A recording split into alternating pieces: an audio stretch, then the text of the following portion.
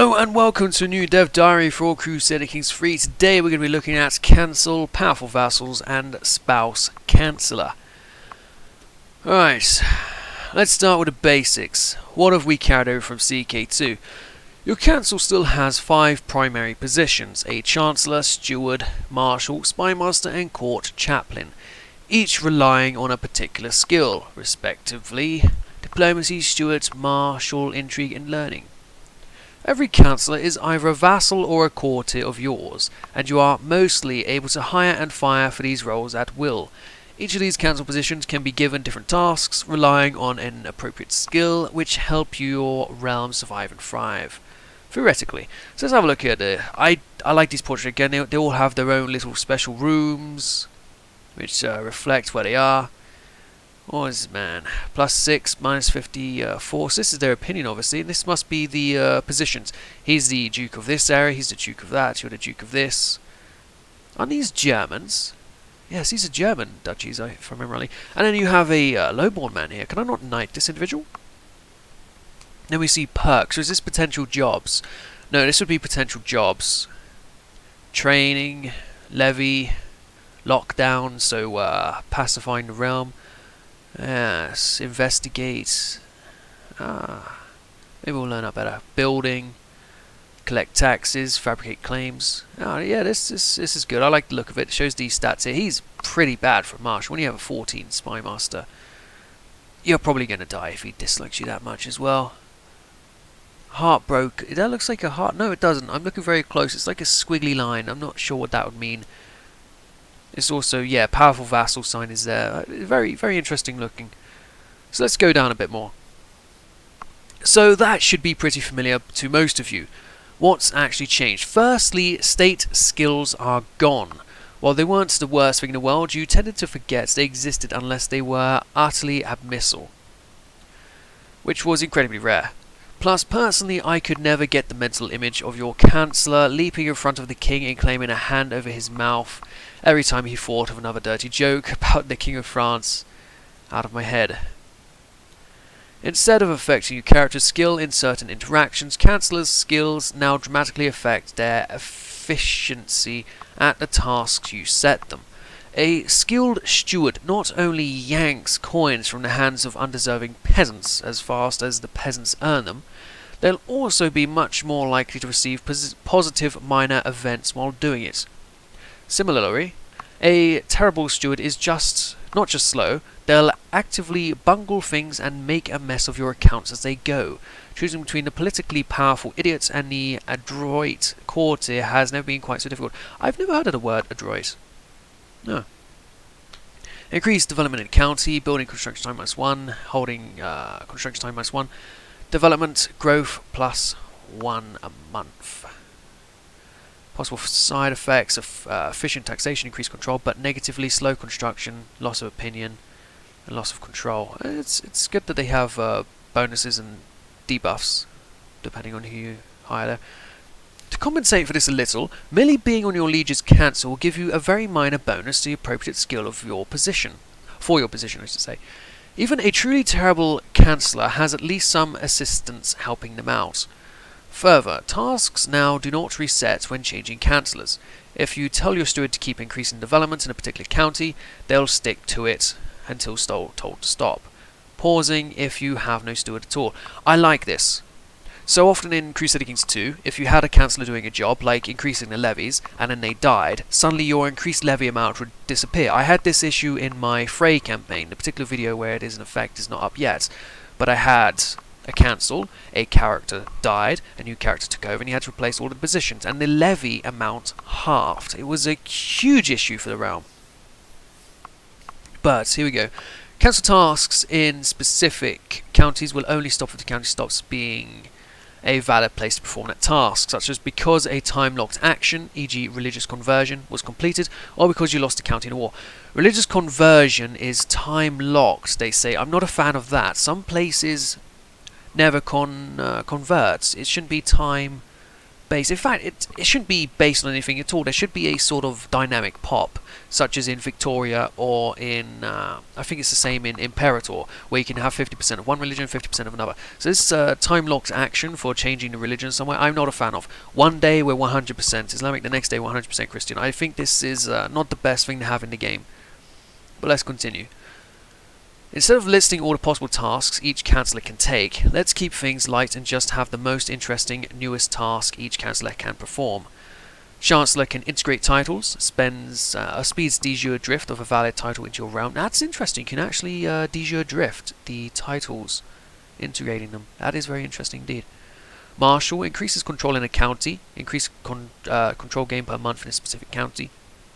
Steward, increase development in county, reducing building and holding construction time in a specific county. Boost development growth per month in the same. Spymaster can find secrets, attempt to learn secrets in a given court, including your own. And a court chaplain or rabbi can fabricate a claim on a county, gain opportunities to acquire claims on a specific county. Huh. So your religious individual can... interesting. Interesting indeed. Okay, that was a lot of information on non-dramatic differences. Are there any real big changes we've got stored up? Well now, that depends. Are you single and outside the reach of that meddlesome pope? Then life might seem pretty smooth, at least for a while. On the other hand, if you're married, Catholic. Well, let's get back to that in a second. So we have a duchess, which seems to assume a role on the council. And then you have... Why is there ass written underneath my... pretty queen or petty queen? Archbishop. So this is the religious head of the county area. Alright. Your bishop does not endorse you. Since Aelgul's opinion of you is +1 or less, you gain no levies and taxes from his church holdings. Ah! So you have to have a good opinion of him to get the levies from his area. Otherwise he remains neutral, like the Vassals in Kingdom Come Deliverance, where the monastery does not aid in the defense of the realm. The first part of this is marriage, and as you may have guessed from the title of this dev diary, the 5 classic slots are now joined by your primary spouse. That's good. It is nice to have a good spouse on your council if they are good at this particular stat, but otherwise they have no say in anything and they are completely irrelevant. Now if they're on your council, which a supporting wife or husband would be, this is very interesting. Historically, spouses were often vital assistants in running the realm, providing counsel and advice even when they, strictly speaking, were not supposed to. Yes, women with free thought, eh? We model this by giving them a variety of council tasks, each one boosting your stats directly by taking some of the weight of leadership off of your shoulders. The default is a generic assist ruler task, simply helping here and there, and providing a minor flat bonus to all skills. For those rulers who feel like they can pretty much tackle the world unassisted, discounting vassals and as assistants because, you know, obviously. If you need more specialized help, you can also have them boost a specific stat directly. This adds a large portion of their skill directly to yours, as you offload an immense amount of power and responsibility on your spouse, lending them your authority in exchange for their skill. While focusing in this manner, they'll only boost their assigned skill, so you'll need to choose how they support you carefully. Ah, you want to have some good diplomacy? Marry a woman with good diplomacy, and then suck it out of her like a what are those soul-sucking things in Harry Potter? Who cares? Don't have a spouse? Well, that's okay. Single feudal heirs are out there just waiting to meet you. I hope they are as well, because too often in CK2, a lot of marriages would happen to irrelevant characters, and there'd never be options. You'd go to marry into a major house and they'd have 6 daughters and all of them are married to random lords or whatever. They would much prefer you. There should be more of a debuff to marrying irrelevant people, perhaps. But then you might never have people get married. Have a spouse and they're landed? I'm afraid they've got better things to do than finish your lordly homework for you. Ah, so there is a negative to marrying ladies with power. Who'd have thought? Duchess, Princess Maurienne, assist ruler, court politics, chivalry, managed domain, court intrigue, and patronage. Interesting.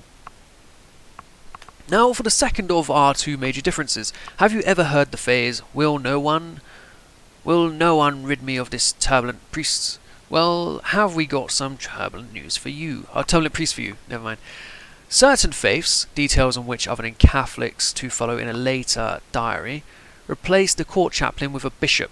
If you still have a court chaplain, then they'll behave much like other councillors, though some faiths may still have a harder time firing them.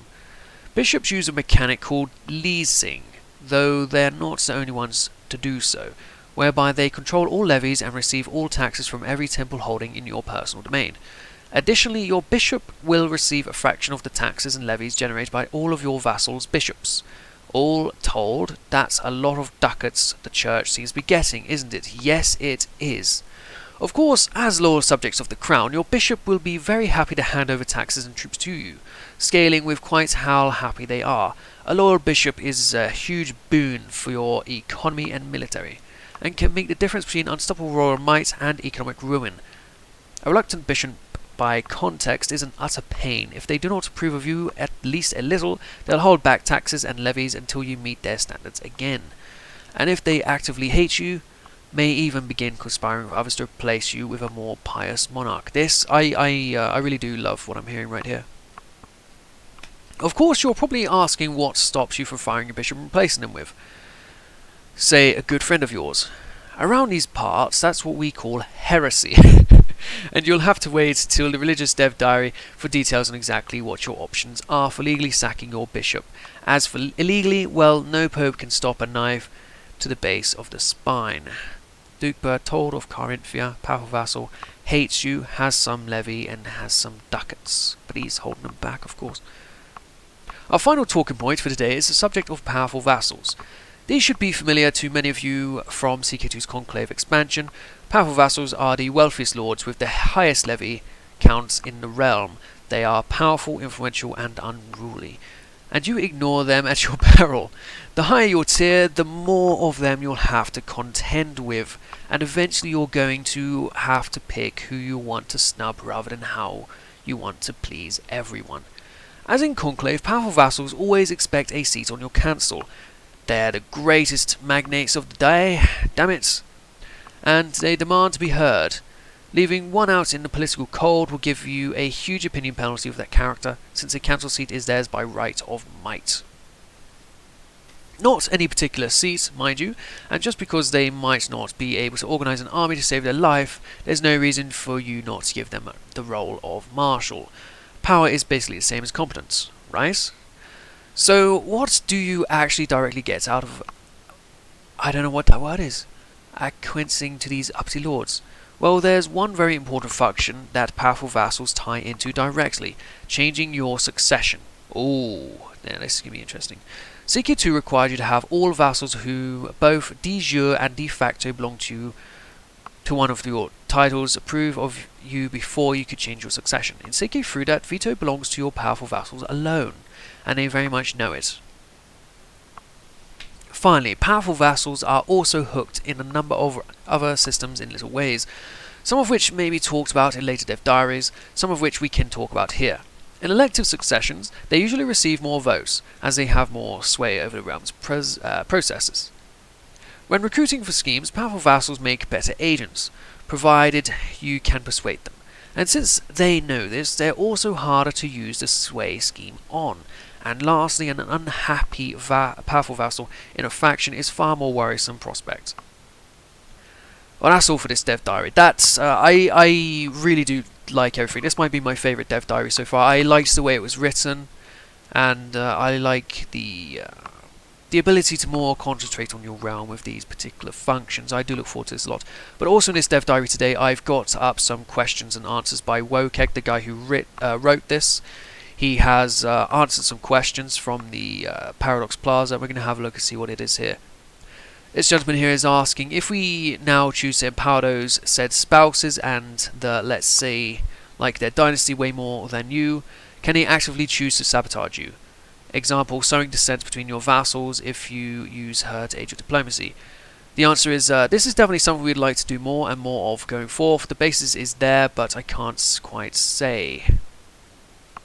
So the idea here is that if you have a spouse and they prefer their dynasty to yours, would they try to interrupt your realm to empower their own family, which I think would be very interesting. You have, say, a Marjorie Tyrell trying to increase the power of House Tyrell against the Lannisters or something. That would be very interesting here.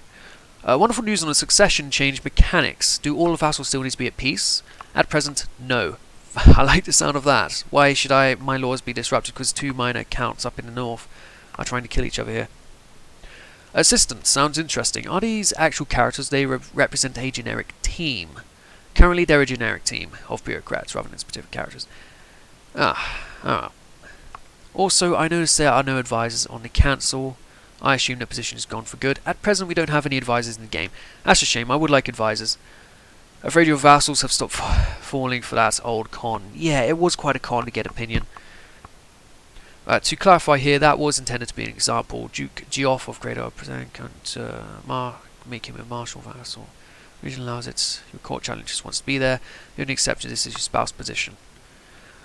Will a councillor be able to lead armies too? They're not relegated to one job, presumably.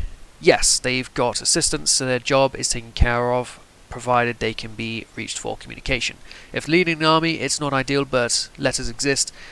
If they're imprisoned, say, because they were captured in battle, they can no longer be a councillor. Very good. I'm really hoping that this doesn't mean de jure land to be used as a basis for kind of core province system. This is really a valid concern that this writer shares himself. EU4 system is great for EU, but it isn't how CK should run, and they're very much aware of this. Flipping de jure land is something that's intended to be slow and take time, so they've got their eyes on it. On the other hand, outside of the early game, assuming personal defense limit is anything close to what it is in CK2, I foresee every wife being on either assist, ruler, or manage domain tasks. Depends on what your spouse is good at, and what you need. A spouse with terrible stewardship score doesn't really contribute much to an economic game, but it might ludicrously adapt at intrigue, or martial matters, adept I should say. Personally, I prefer a spouse who helps me murder people. I want a spouse giving me some shekels. Can you please explain how bishops differ in CK3? You've heard mixed things and are slightly confused. So if we ignore bishops who hold land on their own right, I'm a bishop, and I directly own the County of Toulouse, so I am a bishop of Toulouse. A bishop is a variant of the court chaplain position, which some religions have, and some do not. If you have a bishop, they will get all of the taxes and levies from every temple holding in your direct domain, as well as a portion of taxes from your vassals, same religion bishops, if they have them. You will mainly be dealing with that bishop, and they're intended to be more troublesome, fractious individuals than single bishops in CK2 were. The Archbishop title in a dev diary is a flavoured text. The exact type of bishop you get depends on your religion and tier. A count might only have a bishop, whilst a duke has an archbishop, and so on, since it's flavour. Anyway, I hope we've covered a lot of good content for you today. I'm looking forward to CK3 a lot. I hope you are as well. If you have any thoughts that you want to add to this, go ahead and leave comments down below. I'd like to hear what the community thinks about things. I can't think of everything that I want in the game, so perhaps you have some terrific ideas I can get behind. As for a link to this dev diary, I'll have it down below, and then the Paradox Plaza you can go and check out as well. Thank you for watching. I hope you do continue to support the channel. Your support means a lot. If you want to join the Discord server, that is down below. There is also a Patreon link where you can support the creation of good quality content. Let me know what you think of this video. I'll see you guys next time. Thank you for watching. Goodbye.